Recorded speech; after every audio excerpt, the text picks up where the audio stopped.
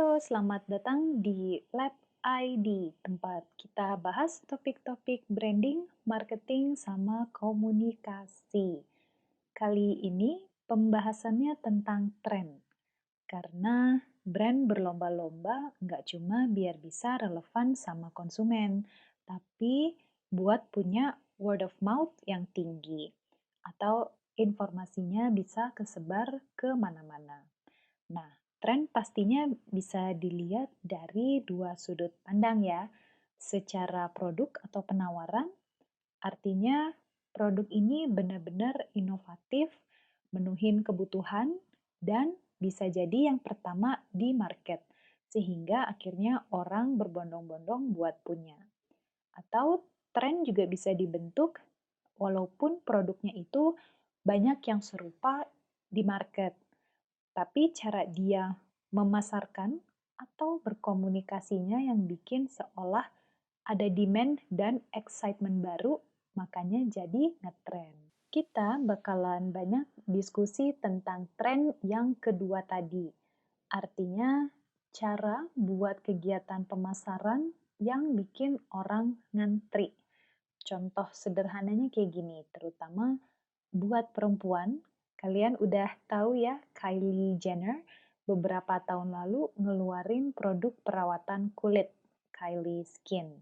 Banyak yang bilang dia sama produknya itu bakalan gagal karena image-nya Kylie itu dempulan banget gitu. Jadi banyak yang menduga sebenarnya dia lebih cocok kalau jualan produk kosmetik, bukan perawatan kulit.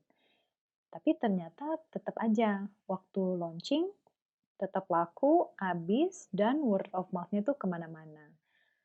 Ini beda kalau dibandingin sama rangkaian produk brand misalkan Ristra, lokal punya, yang jelas-jelas udah teruji secara dermatologi. Kira-kira mana nih yang lebih ngetren? Padahal secara uji klinis bisa jadi yang Ristra itu lebih pasti. Sekilas kesannya jelas, kalau yang satu punyanya Kylie Jenner, dia sosok reality show terkenal luar negeri, yang punya follower Instagram terbanyak keempat di dunia, kesannya pasti apapun yang dia keluarin itu bakalan ngetren. Tapi nggak cuma dari follower loh, buat bisa bikin produk atau konten kita ngetren. Nah, berikut ini ada konsep STEP, S-T-E-P, dari seorang profesor marketing di Amerika Serikat yang khusus bahas tentang kenapa sih beberapa hal itu bisa berpotensi punya word of mouth yang tinggi. Social currency atau kurs sosial. Ini konsep yang pertama. Manusia itu punya pride atau mungkin gengsi ya, pengen selalu kelihatannya itu baik dan positif di matanya orang lain. Makanya media sosial itu bisnis yang sangat ini ya, sangat melesat gitu. Tapi selain itu, coba deh bikin konsumen kita punya wawasan yang lebih atau kasih dia informasi yang banyak orang nggak tahu. Sehingga dia itu jadi gatal sendiri nih buat nggak nyebarin. Tahu kan kenapa rahasia gampang banget bocornya? Padahal udah jelas-jelas dikasih tahu, jangan bilang-bilang ya. Nah, tapi selalu aja kasusnya itu justru kesebar.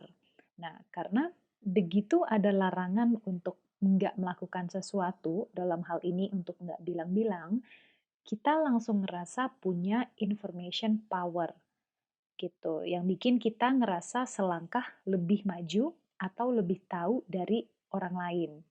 Ada rasa hati yang pengen jadi pembawa kabar gembira gitu ya buat orang-orang lain karena kita tahu sesuatu yang mereka nggak tahu. Nah, ini juga kenapa komunitas yang close circle itu kesannya gengsi gitu, karena nggak semua orang nih bisa ikutan, bisa masuk. Sesuatu yang bisa banget dimanfaatin sama brand buat bikin kesan yang eksklusif. Kedua, ambil peluang dari yang namanya habit.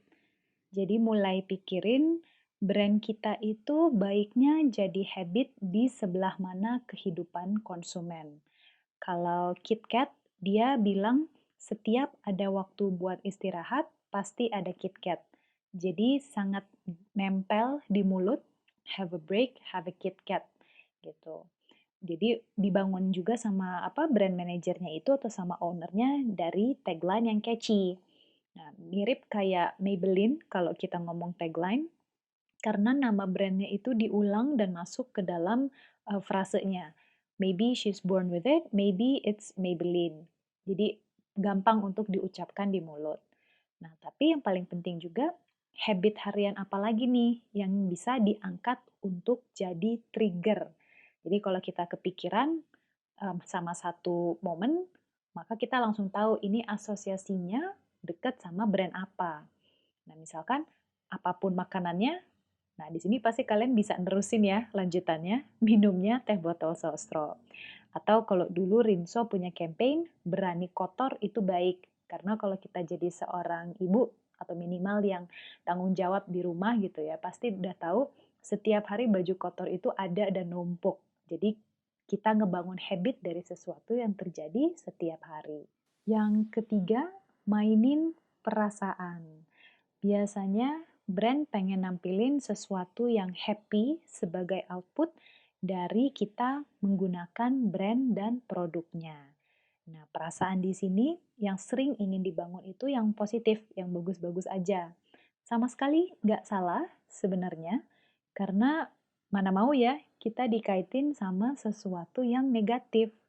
Tapi ternyata cara kerja otak manusia itu lebih bisa mengingat hal-hal yang sedih atau hal-hal yang kurang enak gitu. Makanya mau banyak pengalaman happy sekalipun, biasanya yang paling kita ingat atau sering kita ungkapkan gitu ya, itu adalah hal-hal yang sedih, yang bikin marah, atau bikin emosi, atau yang jelek-jeleknya. Istilahnya, nila setitik rusak susu sebelangga. Nah, ini yang bisa jadi dengan kita pada saat mau melakukan marketing, itu nampilin kondisi sebelum konsumen transformasi menggunakan brand atau produk kita. Jadi, istilahnya tidak secara langsung mengasosiasikan kita dengan hal yang buruk, tapi lebih ke arah, ini loh yang bakal mungkin kejadian kalau kalian nggak pernah kenal sama brand dan produk kita. Now we'll try it once again. Here's the candid subject. Here comes the candid camera staff, 3 of them at least. And this man has apparently been in groups before.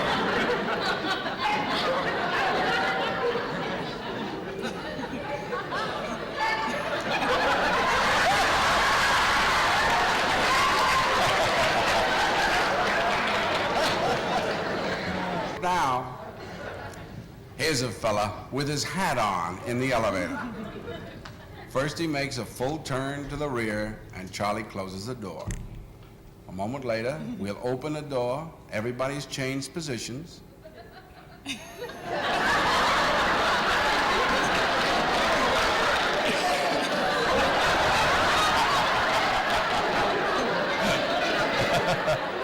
Now we'll see if we can use group pressure for some good. Now, in a moment, on Charlie's signal, everybody turns forward. Notice they take off their hats. And now, do you think we could reverse the procedure? Watch. Nah, berikutnya perilaku di publik. Orang bisa berubah dalam sekejap hanya karena perilaku mayoritas di sekelilingnya mereka. Atau kita kenal istilah peer pressure ya. Mirip sama kalau kita di jalan ngeliat tiba-tiba ada yang heboh berkerumun, itu pasti kita langsung melipir pengen ikutan lihat. Kayaknya tuh nggak mau ketinggalan, padahal urusan kita aja bukan. Nah, ini juga yang suka dimanfaatin sama brand buat bikin kesan mereka punya sesuatu yang laku banget atau yang dicari-cari banget sama orang banyak. Dengan cara apa? Ya misalnya pakai figuran buat ngantri panjang di toko waktu baru launching gitu. Bukan apa-apa, tapi sebenarnya ini nge-trigger rasa nggak mau ketinggalan orang yang ada di sekitarnya buat ikutan. Nah, terus kalau dalam konteks digital itu gimana?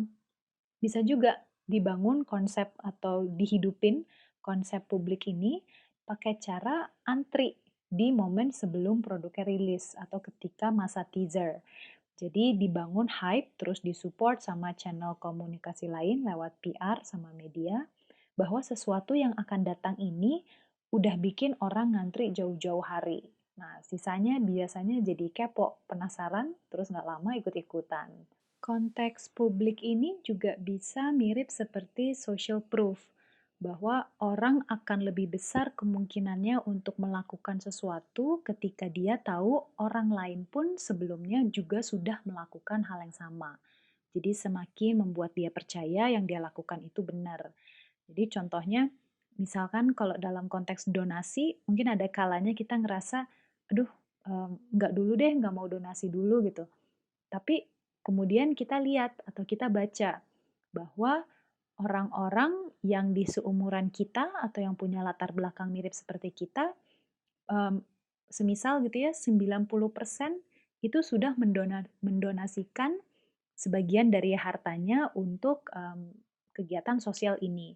Pasti ketika kita baca, "Hah, 90% orang lain yang kurang lebih latar belakangnya mirip sama aku pada ngasih uangnya." Nah, itu menjadi dorongan karena angka 90% menjadi social proof publik, walaupun secara kasat mata itu nggak kelihatan, hanya dibaca. Nah, tapi ini juga bisa banget. Jualan pakai dongeng. Nah, ini yang berikutnya, karena anak kecil aja suka didongengin ya. Orang dewasa ternyata nggak beda jauh.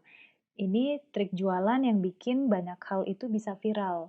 Apalagi kalau kita ingat dulu sempat trending semacam cerita-cerita desa horor yang awalnya itu di Twitter. Siapa tahu ya, sebenarnya kan bisa di spin-off buat jadi cara jitu ngemarketingin film atau seri buku horor. Kita akan lihat nih contoh gimana cerita yang dibangun dari sesimpel barang yang ketinggalan di hotel. Di bagian lost and found-nya, itu ternyata bisa dibuat jadi sebuah marketing gimmick yang menarik dan ujung-ujungnya banyak orang yang nge-share cerita itu. Jadi sebenarnya kasus lost and found ini yang ketinggalan cuman boneka dari seorang anak kecil. Tapi sama tim hotel dibuat seolah-olah boneka ini nih lagi extend waktu liburannya sambil enjoy beberapa fasilitas yang ada. Nah, jadi mulai dari dia makan breakfast, terus di pinggir kolam sampai nikmatin fasilitas spa dan pijit, kesannya boneka ini tuh lagi menghidupi banyak aspirasi dari traveler-traveler gitu. Nah, yang punya bakalan seneng banget karena satu, boneka kesayangannya ternyata nggak hilang, tapi yang kedua malah diangkat jadi hero atau pahlawan. Nah, ini tips mendasar buat bisa bikin sesuatu jadi ngetren. Jadiin konsumen atau pelanggan kita itu hero dari cerita. Bukan hero itu bukan cuman produknya kita aja. Karena kalau udah ngejadiin konsumen sebagai pahlawan atau fokus, ada banyak cara dan ide kreatif buat bikin sesuatu itu viral. Karena kita ngerti apa yang dimauin sama konsumen. Di metode versi lengkap tentang steps ini, sebenarnya ada satu P lagi, yaitu practical value. Ini tentang informasi yang solutif, singkat, jelas, padat, dan bernilai, jadi punya dorongan untuk orang itu pengen nge-share ke orang lain. Jangan sampai ketinggalan bahasan-bahasan seru lainnya tentang branding, marketing, dan komunikasi di YouTube sama podcast Lab ID. Pastiin juga kalian udah subscribe atau follow. Nah, sampai ketemu di konten selanjutnya.